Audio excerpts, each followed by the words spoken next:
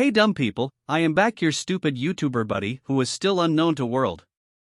I am back with other awesome One Piece video, so I have decided that I will not only upload One Piece videos but others too, because One Piece for me till now is not bring audience, but I will sure cover One Piece. Oda decides to end its story, which I hope he never do, so I will cover other anime too, but One Piece will be always close to my heart. I will dedicate most of my channel to it.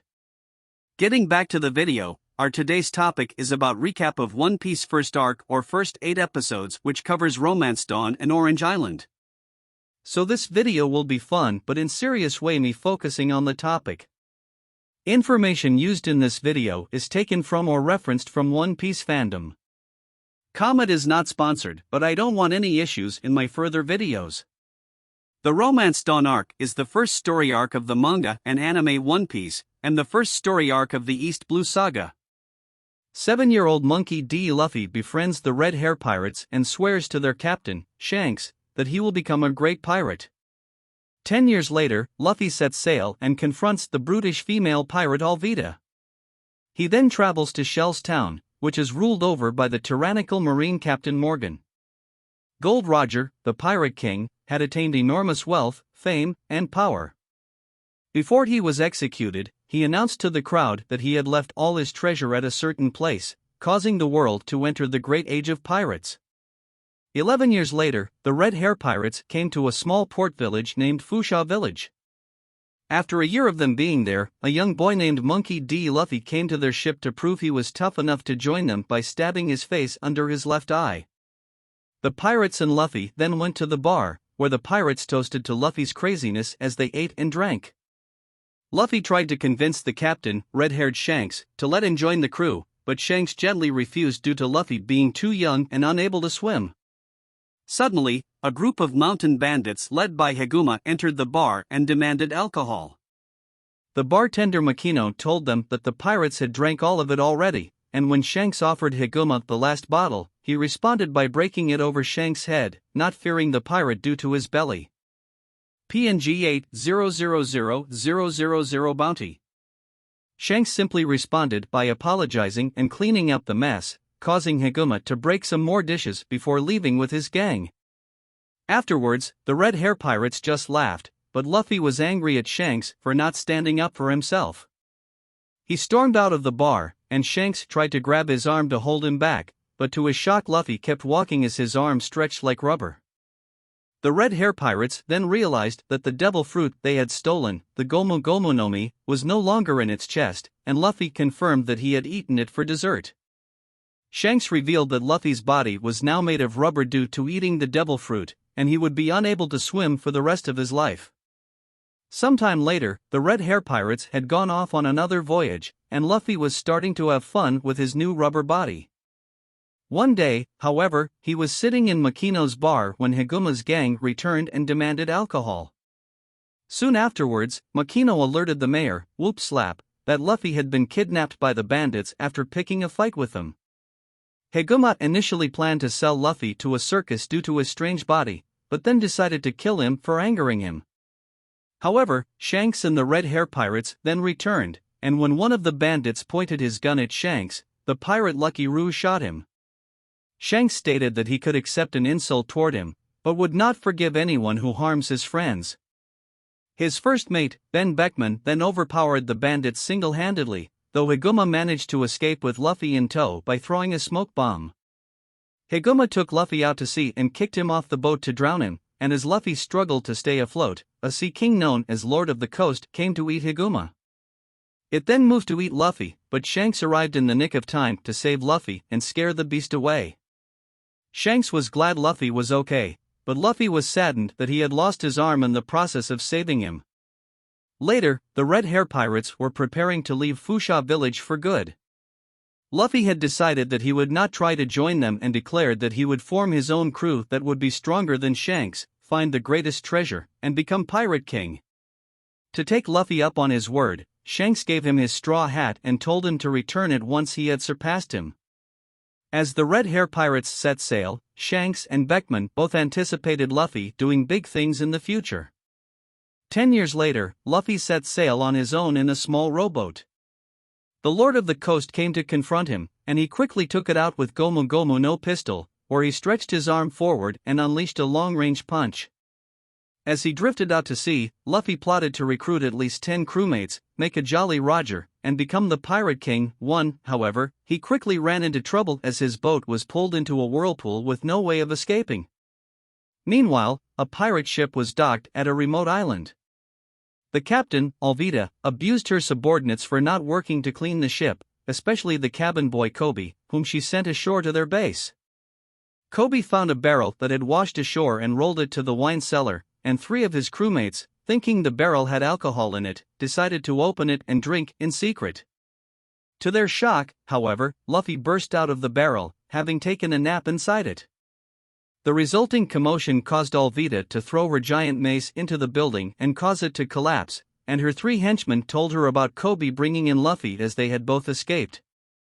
Luffy and Kobe went into the nearby forest, and the former asked the latter if he had a small boat. Kobe showed Luffy the small boat he had made himself in order to escape from Alvida after accidentally falling into her crew's clutches 2 years ago, but he let Luffy have it since he was too afraid to run away from Alvida.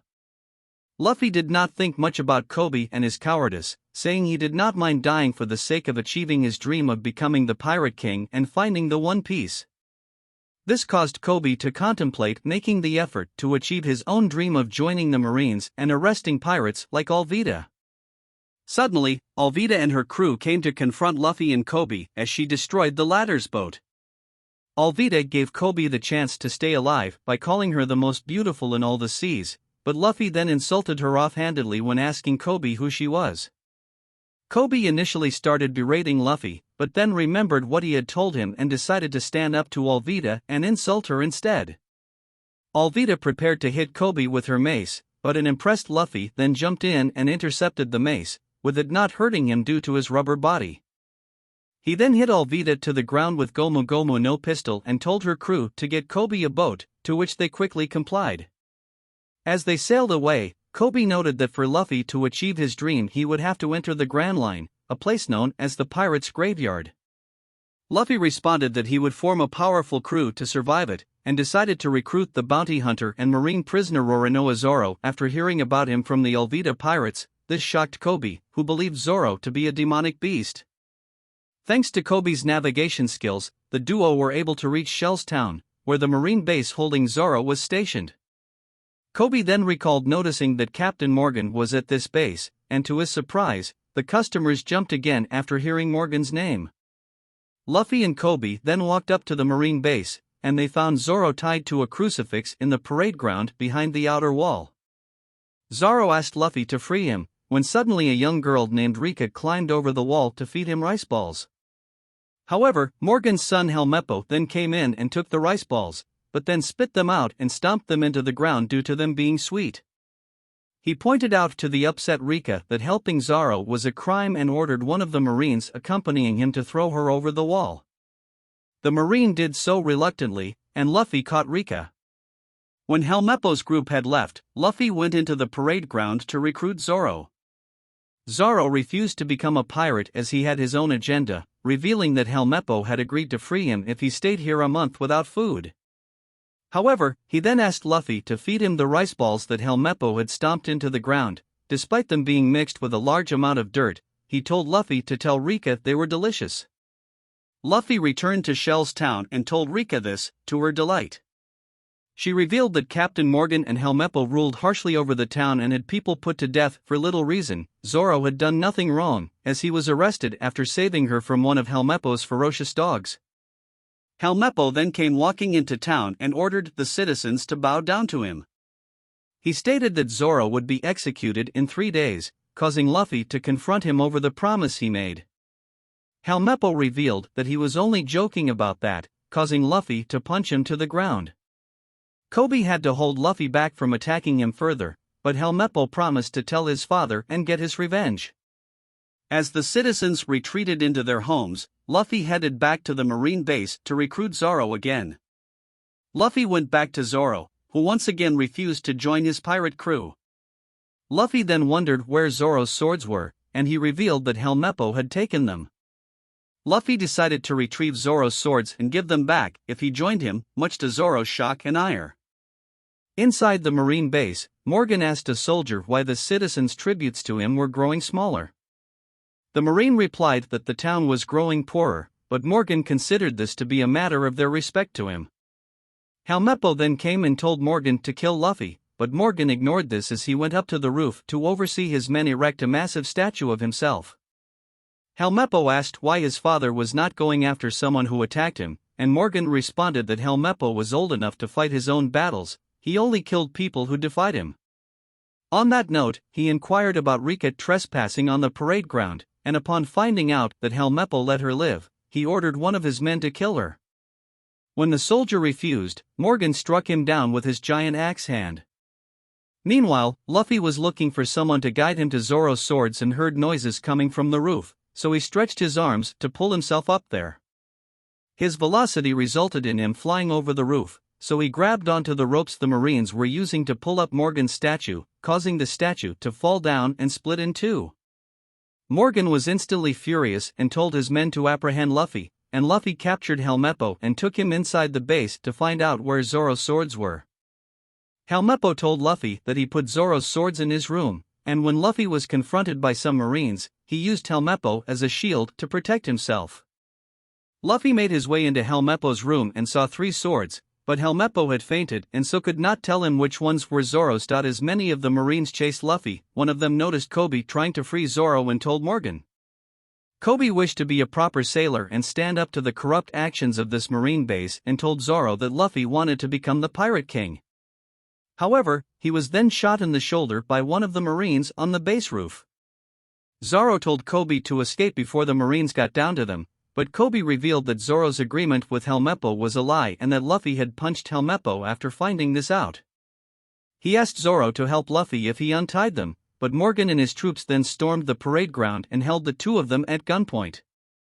Morgan ordered his men to shoot them, and Zoro grew worried as he had sworn to not die until he had fulfilled a promise. When he was young, Zoro trained in a dojo and had lost in practice duels to Kuina, the dojo master Kushiru's daughter, 2,000 times in a row. He was frustrated over his losing, and one night challenged Kuina to a duel with real swords. Kuina beat him again, and Zoro became even more frustrated, but she then revealed that she was frustrated too as she was entering puberty and her father had said that men would always eclipse women in strength. This made Zoro mad, as he wanted to beat her because he had worked hard rather than because of his gender. He and Kuina then made a promise with each other that they would each work to become the greatest swordsman in the world and duel each other for the title. The next day, however, Zoro found out that Kuina had died after falling down the stairs. He asked Kushiru if he could have her sword, and emotionally declared that he would fulfill their promise for both of them and become the greatest swordsman possible. In the present, as the Marines shot at Kobe and Zoro, Luffy jumped out of the window and landed in front of them, causing the bullets to hit his body and ricochet back at the Marines. Luffy presented the swords to Zoro, who revealed that he wielded all 3 of them as a 3-sword style user. With the Marines now unquestionably against him, Zoro decided to take up on Luffy's offer and become a pirate. The Marines then took out their swords and charged toward Luffy and Zoro told Luffy to give him his swords, allowing him to cut himself free and intercept all of the Marines at once. Luffy then hit all of the Marines with a stretched leg to knock them away. Morgan ordered his men to shoot themselves for their incompetence, and Luffy charged to fight him. Luffy quickly got the upper hand against Morgan, but Helmeppo then held Kobe at gunpoint to stop Luffy from harming his father. Kobe did not flinch in the face of death, and Luffy simply punched Helmeppo with Gomu Gomu no pistol. Morgan rose back up to attack him from behind as he did this, but Zoro quickly cut him down. As Morgan and Helmeppo lay defeated, the Marines started celebrating. Luffy, Zoro, and Kobe went to Rika's mother's restaurant to eat, and Luffy and Zoro plotted to head for the Grand Line. Kobe warned them against this as their friend but thanked them for teaching him to stand up for himself. The Marines then came to the restaurant, and although they were grateful to the pirates for defeating their captain, they still asked for them to leave. Luffy and Zoro did so, and the Marines asked Kobe if he was going with them. Luffy then started to tell them about Kobe's history with Alvida, causing Kobe to punch him.